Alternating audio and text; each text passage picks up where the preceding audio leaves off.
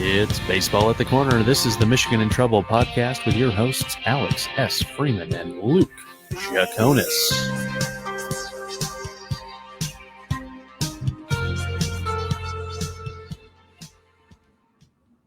Luke Jaconis, nice to see you. How you been? Hey, Alex Sherman. Good to see you, man. Doing well. And I am just feeling great.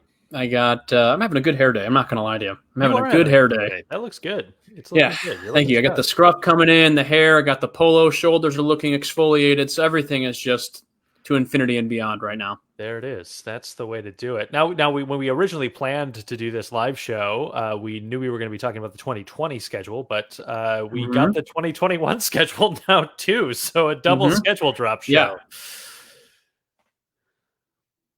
Oh no, you're freezing. 2022 schedule. So we really have to just. Did I freeze? You did freeze, but that's okay. I was just getting ready to tell a joke too, but I'm not going to go back and go for it. So we're just going to move on with the show. 2021 schedule dropped. It's pretty interesting, I guess. The timing is questionable. I think we both agree. Yeah. Right before we went live, about 40 seconds before air, I said, "Why did they drop the schedule just now? Like it doesn't." Yeah, it doesn't really make any sense to me why they would drop the 2021 schedule. There's no logic to it because we just got the 60-game 2020 schedule. Not even a week ago. Teams are just starting to play interleague games, so there's plenty of that to talk, or inter-squad games, so there's plenty of that to talk about. And we haven't even started the 2020 season, so I don't have a reason why they would drop the schedule right now. At all. No, it doesn't make sense. No, it doesn't make sense at all. And that's a totally valid point on your part. I think that maybe, and I hope this isn't the case, maybe there's bad news coming that the season's being canceled, and this is like their kind of bone to throw. So like, this season's done for, but here's 2021 to look forward to. Next April, yeehaw. Please write these takes. April 1st. Well, maybe this is all a very long joke about the 2020 season because we are scheduled to open on April Fool's Day. And so MLB is just playing an elaborate hoax on us. Yeah. I would like to say for the record, too, the comment I just made about the season being canceled, fingers crossed that's not happening. That was just a joke. That was an April Fool's joke on my end. Based on no reporting, no information. Based on no reporting, no information at all. You heard it here first, folks. 2020 season officially done. I'm breaking the scoop. No, obviously, we're gearing up here to have a season. 2 weeks from today will be opening day. Am I correct on that? Is the 23rd? I think is when the Yankees are playing. Whoever. Yeah. 2 weeks from today is opening night. Scherzer v. Cole. I'm excited. Yeah. Have they? They've announced. Scherzer versus Cole. I don't know that they've. I think they did. I'm pretty sure they did. Either way, like it's going to be Scherzer v. Cole. I'd also be hard unless one of them gets hurt. Yeah, I mean, in the next 2 weeks. Yeah. Like there's not. Knock on wood, that doesn't happen. Yeah. Which would be a great matchup. That'll be a good game. Be interesting. Nice way to start this season. Yeah. But yeah, let's dive into this conversation. We got the Tigers 2020 season. I'm going to go even bigger for our viewers at home. There it is. Excellent. Looking at that. Also for me, great. that beautiful picture of Miguel Cabrera. Look at him. He looks so good. Actually, that's a look. Yeah. He looks way better now than he does in that picture. Actually, like when we really analyze. Yeah, it's probably that's a picture from seasons past, and that man has a look in his eyes of someone who is about to hit 70 home runs in 60 games and drive in about 190, all while competing to hit for 400. So while also dropping a hot new rap album. So. That man has a lot to do in those eyes. He's got a busy next 66 or so days to accomplish all of that. So here's the quick breakdown of the schedule. We have obviously 10 games against all the division opponents: the White Sox, Cleveland, the Royals, the Twins. Then we have 6 games against Cincinnati. Now this was surprising to me when they dropped this schedule, that interleague play is not balanced. That it is an unbalanced schedule. So we have 6 against Cincinnati, 4 against the Brew Crew, 4 against the Cards, 3 at home against the Cubs, and 3 on the road against Pittsburgh. So those are kind of the big matchups. We open against Cincinnati in Cincinnati. All 6 of those games against Cincinnati taking place in the first 2 weeks of the season. And then the other kind of weird scheduling thing that happened was that we don't face the Twins for a month. Yeah, that's right. Yeah. And then I thought I heard something on MLB Network the other day when they released the schedule that the Tigers were, I think, one of 7 teams who have a full 20-game stretch without a day off. Yeah. I think that's like the league limit without taking a day. I mean, which we expected. I mean, it's a 60-game sprint. There's not a lot of time to really chill. I guess if there's anything that kind of bodes well for them, if they're competing come September, they're going to have, it looks like on here, 1, 2, 3, 4 rest days to kind of maybe, let the bodies get a breather for a second. So if September rolls around and we're fighting for a playoff spot, that could be beneficial towards us because, bodies maybe start getting banged up. But also, to play devil's advocate, it could hurt us because, as everyone starts kind of getting warmed up and really going their full innings and guys are really locked in at the plate, do you want to take days off? It's kind of like going to Vegas and, if you're on a hot streak, you want to keep playing, you don't go to the bar and get a drink. Or maybe you do. I've never been to Vegas. Well, we'll have to fix that at some point, Luke. But yeah, I mean, it's one of those things that as you look at it, that's definitely a great point about the rest and the break days. One of the other things too in that is that the Tigers are traveling like the 4th fewest miles of any of the major league teams. It's an absurd small miles. I think that I think it's the Rangers travel almost 4 times the number of miles that the Tigers travel in this schedule, and some of that is the advantageous central location of Detroit to a lot of these teams, so they don't have a lot of distance to cover in that regard. Luke, are there any particular matchups in this schedule that you're excited about? Absolutely. And I mean, I'm going to just start off right off the bat. I think I texted you right away once we got the 2020 announcement. Friday the 24th, we're going to get our Nick Castellanos reunion much, much sooner than we expected. Nicky on opening day. Yeah, it's going to be great. It's always and the weird part is too, I like when so for example, when Verlander got traded to the Astros and he made his return to Detroit, gets a big standing ovation from the crowd and everything. I'm always kind of curious to see how that works when players return to their former teams. I was curious to see what kind of ovation Nick would get. I assumed it would be positive. I know he kind of left on like a weird note. He hated the stadium. He was kind of vocal about how the team wasn't really going anywhere. So, I mean, maybe he catches some flack for that. But beyond that, I thought he had a pretty positive and successful, time in Detroit. And I wish he was still playing, for us to be quite honest, but that's a whole other thing. Obviously, just first of all, because it's the first game of the season, you always want to win the first one, right? Mm-hmm. Also, in our case, like we said in the past, you almost have to win the first one. I mean, not that, if you lose the first one, your season's done for, but, 60 games, every game counts. There's not really a lot of time to kind of dilly-dally and wait around, and you got to strike when the iron's hot. So not only is it opening night, which will be fun on a Friday against the Reds in Cincinnati, a team that I think will be pretty competitive this year, but we're going to get that reunion with Castellanos, which is something I'm excited to see. Yeah, so the Reds went, they were 75-87 in 2019, but they made a lot of moves in this offseason, including acquiring Nick Castellanos, and so I think that we are anticipating them to be a significantly improved team. My hope is that because they made these moves, they haven't necessarily had a chance as a team to gel yet. Mm-hmm.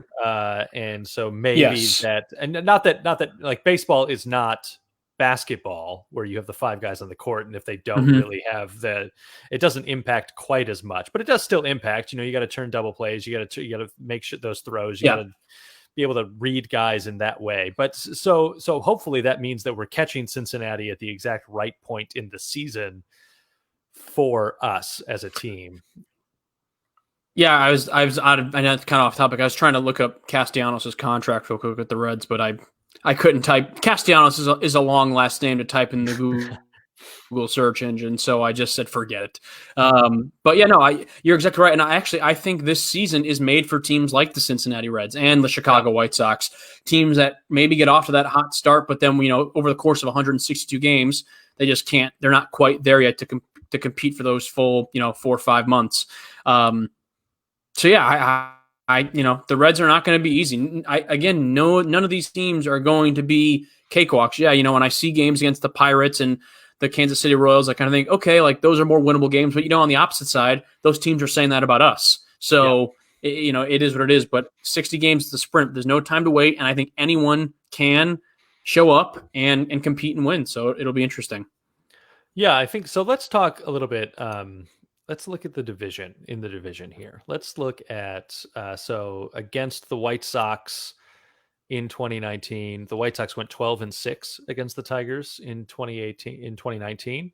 The Royals went 9-10, so we went 10-9 against the Royals. So it was split with the Royals there. Okay. The Twins, who again we don't see until a full month into the season, went 14-5 against us last year, and Cleveland went 18-1 against the Detroit Tigers in 2019. I don't know what it is, because Cleveland's a good team. I don't think they're as good as they were a few years ago, but they're still a good baseball team. But for whatever reason, we just cannot beat the Cleveland Indians, which is a problem because they are in our division. You cannot go. So they went 18-1 against us. So we went 1-18 against them last season. You can't do that. You just simply cannot do that. Even with the Twins, I think you said that we went 5-14 against them, something like that. That's not good either. The Royals won.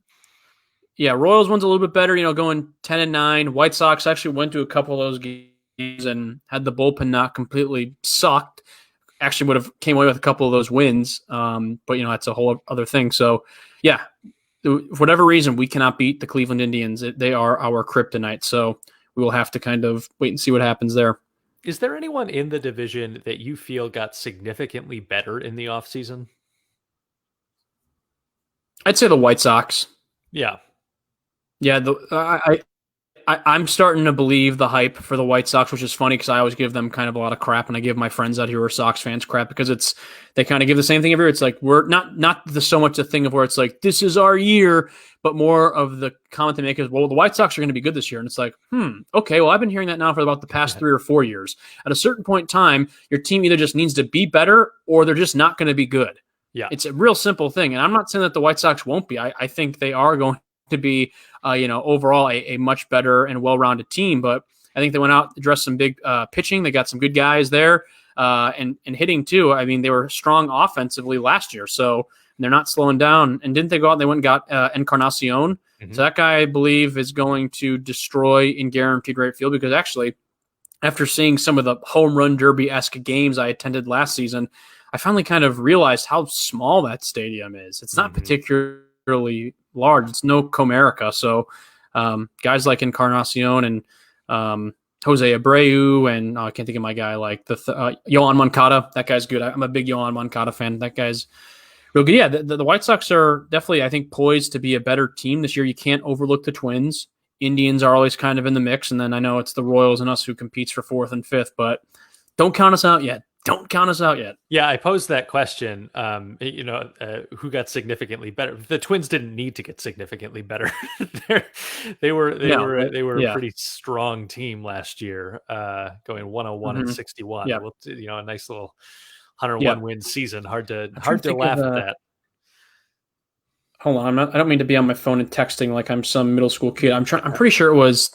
That's who. Did I say Dallas Keuchel? That's the pitch. I couldn't think of his name for the life of me. I kept wanting to say Craig Kimbrell, but I knew that wasn't. He's with the Cubs. But Dallas Keuchel, that is the arm the White Sox went out and got over the offseason that I thought was very good. So yeah, and Encarnacion, they're gonna be better. They're gonna be better. I think the other matchup we got to talk about in this schedule is against, the Pirates, who also a team that, for whatever reason, just owns the soul of the Detroit Tigers. And the Pirates 69-93 last year, so not significantly better than some of your other basement dwellers. But 3-1 against the Detroit Tigers in 2019. Yeah, that's definitely going to be interesting. For whatever reason, we just can't seem to get the Pirates either. I don't know what it is, but we just can't seem to do it. All right, Luke. So then this brings me to the big question. The sports books have the Detroit Tigers at an over-under of 21.5 wins. Do you take the over or the under? I'll take the over. Yeah. Big time. Big time. I'm taking the over. You said 21.5, correct? 21.5.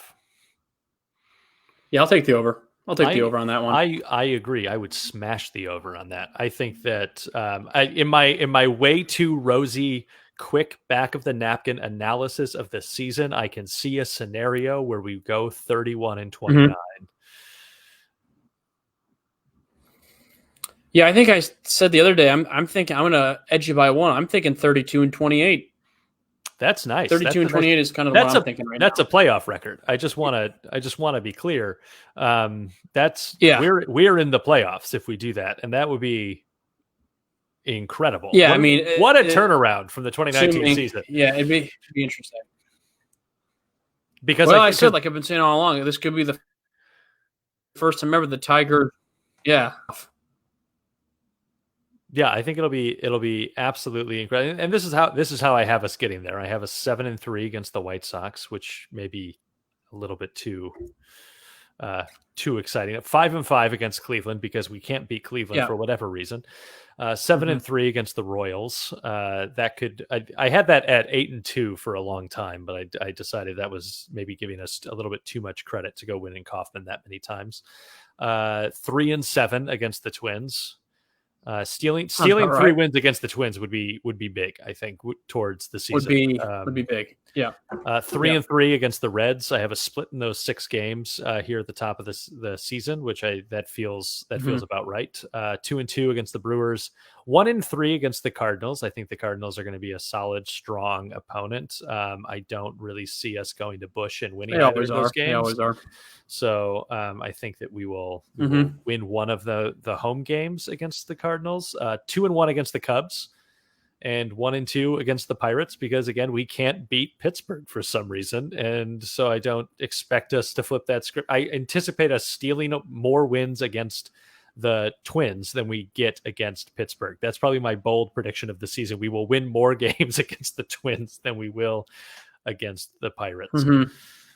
Yeah. It'll be yeah, I don't know. I think for whatever reason, just it's going to be interesting with the whole interleague thing, and also got to think too from the National League perspective side of things. Now they have a DH, so it's they're kind of fighting fire with fire, so to speak. So yeah, it's going to be fun. You got to win. Hey, you got to win the games that you think you should be winning on paper, right? So games against the Pirates, we got to find a way to win those. Games against the Royals, we got to find a way to win those. But beyond that, there's a lot of other teams that are like they're fairly, you got your teams like the Reds and the White Sox and maybe the Brewers who are kind of like they're in the middle, like they're either about to be good, they have the potential to be very good, and then you've got your teams against like the Cubs, the Cardinals, the Indians, and the Twins. Like these are good teams. We have to really kind of strap it down and get ready to go out there and fight. So we'll see. Yeah, and so going to back to that over-under total, one of the other things too that I've been thinking about is that, so looking at Bovada as an example, which is an online sports book, they have the over at -145. And so I know that you're not a gambler, Luke, so allow me to explain real quick what that means. It means if you want to win $100, you would have to wager $145. And so obviously you get your bet back plus the win. So you would win $245 on your $145 wager. And the under is plus 110, which means if you wager $100, you would win $110. So what that says to me as I look at those numbers is that there is some smart money that came in on the Tigers over 21.5 wins. Okay. And instead of moving the win number, they moved the betting line so that they could try and shift money that way. That's sort of how books balance the market, is that way. And they try and get money over to various things. So they want to encourage people to bet the under by giving that positive and discourage people from betting the over. So there's some sharp money, as we might say, on the fact that the Tigers will be a better team than 21.5 wins, which is it's certainly going to be an improvement over the 2019 campaign, which is, it is difficult for me sometimes to wrap my head around how winning 23 games, for example, is a significant improvement over the 2019 campaign. But that is, 7 games below 500, which is not bad. We would take that after the 2019 campaign. Like I've been saying all along, it's just kind of funny because in your scenario, I think you said you have them going 31-29. Yep. So if we go with that idea, if they go 31-29, they get into the playoffs, let's say even just to have some more fun, win the World Series, it would have to be the first time in the record books that a team won more games won more games the previous year when they were crappy, but the following year they lose more, they win less, I guess, but still win the World Series. Yeah. And that would be going from winning 47-48 to maybe 31 and winning the World Series. I don't know. They would still have fewer wins by winning the World Series because there's just not enough games in that scenario. Yeah. And here is the declaration of me as Freeman the Greek, which is what we can definitely call this segment from now on. Where I explain various betting lines and trends. I will take that. So, and I try to follow Evan along, Jackson, as I teach Luke how to gamble on sports, which don't. It's sort of my actual pro tip there, because it's I don't know difficult I've been watching to a lot be sharp of, money. I don't know. I watched that movie Uncut Gems. It seemed to work out pretty well for that guy. So why not? Why not give it a shot? That's more of an unemployed guy's topic, but talking about terrible gambling movies. There's like one good gambling movie, and it's Rounders. And no, that's a good one. Yeah, I like everything else. I'm like, I like that one movie, 21. Yeah, I guess 21's pretty good. Jim Sturgis and another actor who shall go nameless, but that's a I don't know, I think it's a pretty good movie.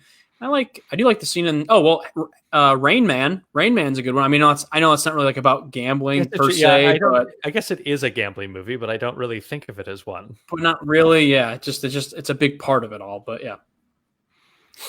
All right, let's shift a bit to the 2021 schedule since we have it to chat about a little bit. I don't have the same kind of analysis on this schedule as I do on this, but I'm just going to make the bold prediction that the Tigers will win 145 games in 2021.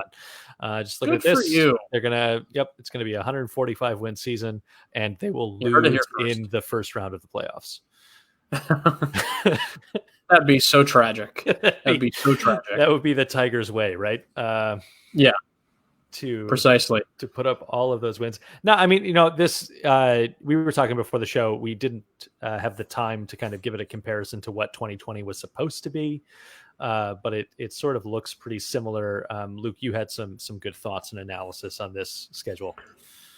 Yeah, I mean, the one thing that was kind of curious to me, we were talking about the interleague play, and ironic enough, we'll be seeing obviously this year for the 60 game season a lot of the NL Central teams when we do our interleague matchups, but we'll be seeing them for a very quick turnaround in 2021 because we'll be playing the NL Central again when it comes to interleague play. The one thing that I looked at in particular, being from the Chicagoland area, is we do play the Cubs. But unless I'm just going crazy, I did not see a game where we are at Wrigley Field. They come to Comerica for 3 or 4, I think, and that is it. So, yeah, no games at Wrigley Field next year between the Cubs and the Tigers. And so that kind of stinks. As much in terms of fan experience, but we have the Cubs at home this year as well. So we're home 2 years in a row. Yeah. Maybe the Tigers just refuse to play in Wrigley because they don't like it or something. I don't know. But so that'll be interesting. I mean, it's really kind of hard to speculate when we haven't even begun our season that we're speculating right now. There's just a lot of speculation going on. That's 2020 MLB baseball, the minor title speculation. That's all we've been doing. It feels like. Yeah, I think for me, speculation. as a New York resident, I'm excited because the they're coming to play the Yankees, which I was supposed to go see them play the Yankees this year. So we got 3 games set there. That one's looking good. There's a couple of bucket list stadiums we could cross off here, Luke. Yeah, it's an interesting. Yeah, I always look at the White Sox, just because being from the area and everything, just they have their season actually close out the season against the Sox, and in general, who knows where they'll be in September competing. They had games against the Rays, the White Sox. I think I saw the Twins on there, so it's it is what it is. Again, it's hard to kind of fully judge and analyze, but it looks like a baseball season schedule. It does. There's 6 months. There's we gotta go through all that. It starts April 1st. We know that. Hopefully, it actually does start April 1st. That is the goal. And yeah, it'll be interesting. I mean, I think the biggest story about this schedule drop is why did they drop the schedule today? Or yesterday? Was it today or yesterday? Yesterday. Today. Yeah. Yep. All the days run together. Yeah. And I don't know. Yeah, they do. I was at the gym and I got the notification that it dropped, and I was like, "What? Why now? Why? We haven't even begun this 60 game little sprint that we're going to do." So, but it's what it is. Yeah, I mean, it's cool. It's a schedule. Yeah, not much else you can really say. It looks all right. Yeah, and that's the thing too, is that like we can't really talk about any of this because we haven't seen the teams this year, and so once we start to see some teams and start to understand kind of what guys have and what they what ability they've got, then we can start to sort of maybe make some predictions and thoughts about this schedule. But yeah, until then, who knows? We could be in the dark for a long time about this schedule. Yeah, it'll be nice to see. I'm more so excited about obviously this year and our task at hand, but teams looking good thus far, and through inter squad games, Derek Hill maybe made the catch of the year yesterday. Oh, so good. So yeah, there's a lot of fun stuff kind of happening there. We just got to kind of wait and see what's going down. Yeah, and we will have more talk of what has been happening in camp this week on next week's episode of the show that drops Monday, along with our interview about the Lemonade League with Jesse Goldberg-Strassler, and we're looking forward to getting more of that out. We dropped a preview of that yesterday. If you haven't had a chance to check that out, just kind of scroll back in the Facebook page, check out that video. I think I pinned it to the top of the page, but I will probably replace that pin with this video as soon as this episode is done. So just scroll back, you'll find it. It's there, I promise. Yeah, it's going to be an exciting time. We are excited. I guess the best thing about the 2021 schedule drop is I can start putting it in my calendar now. Start planning your ballpark visits. I know that's what I'll kind of be looking at myself. So yeah, have to can start doing your very, very, very early planning. Yeah, it's so early. But either way, we will see you all again on Monday. Thanks for joining us. We will see you Monday morning with a new episode of Michigan and Trumbull, talking about everything happening in summer camp. Luke, have a good weekend. See you, buddy.